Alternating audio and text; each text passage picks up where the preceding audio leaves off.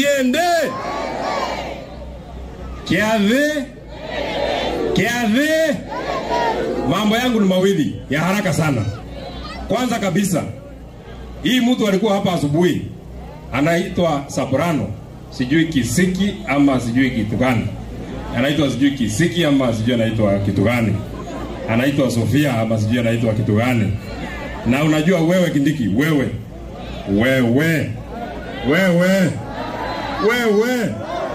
tulikuambia mambo ya wazee, wewe wajana naye.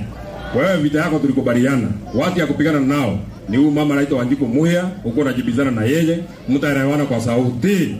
Sasa huyu Kindiki alikuja hapa anasema ati sisi tukikuja kwa mkutano atuseme candidate yetu atawafanyia nini. Mimi nataka niwaulize, huyu Kalishi alikuwa MCA wa Muminji tamu ya kwanza, nilikuwa kana tiguo akafanya kazi, watu wakampromote wakampatia tamu nyingine, nilikuwa kana tiguo.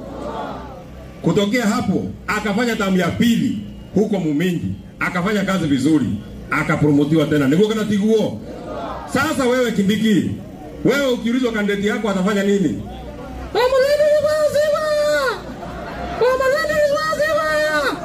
Hii madhende yako unasema tuchague. Amewahi kuwa chief mahali fulani? Amewahi kuenda mahali fulani?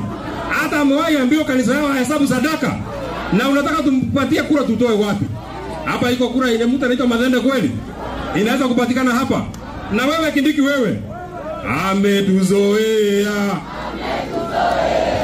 Ametuzoea.